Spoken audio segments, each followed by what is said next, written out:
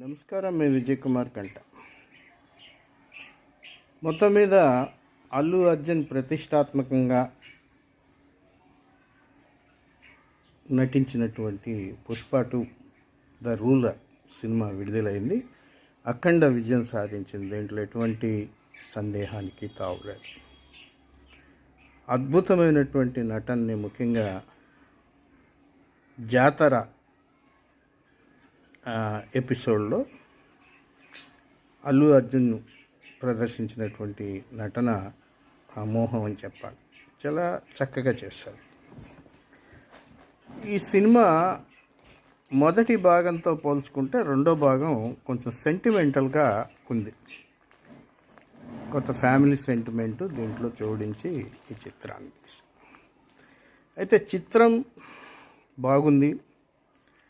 తెలుగువారి దర్శక, అలాగే కథనం కూర్పు, దాన్ని వివరించే తీరు, నటీనటుల ప్రతిభను చక్కగా విశదీకరించి చూపించేటువంటి లేదా ఆవిష్కరించేటువంటి తీరు బాగుంది.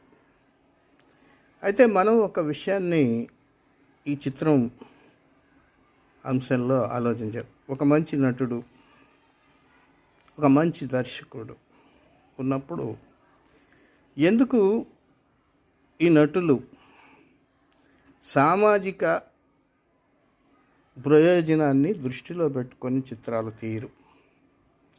ఎంటర్టైన్మెంట్ మంచిదే, కానీ ఒక నేరాన్ని ప్రోత్సహించేటువంటి దిశలో ఉండేటువంటి కథనాలతోటి చిత్రాలు తీయటం ఎంతవరకు సబబు? ఎందుకంటే మంచి ఫాలోయింగ్ ఉన్నటువంటి నటుడు ఈ చిత్రం విడుదల అవుతుందంటే హైదరాబాద్ సంధ్యా థియేటర్ దగ్గర టిక్కెట్ల కోసం ఎగబడి అక్కడ జరిగినటువంటి తొక్కిసలాటలో సంధ్యా థియేటర్ దగ్గర ఒకరు మరణించినటువంటి పరిస్థితి. తల్లి బిడ్డలు వెళ్ళినప్పుడు ఆమె కుమారుడు మరణించారు. అంటే అంతగా ప్రేక్షకుల్ని ప్రభావితం చేసేటువంటి నటులు ఉన్నప్పుడు మంచి కథనం, మంచి కథలు ఎన్నుకొని సామాజిక ప్రయోజనాన్ని ఆశించే రీతిలో ముందుకు పంపించాలి. నో డౌట్ అల్లు అర్జున్ మంచి నటుడు, చాలా కష్టపడి వచ్చాడు, పాత్రోచితంగా నటించగలడు. సుకుమార్ని కూడా మంచి దర్శకుడు.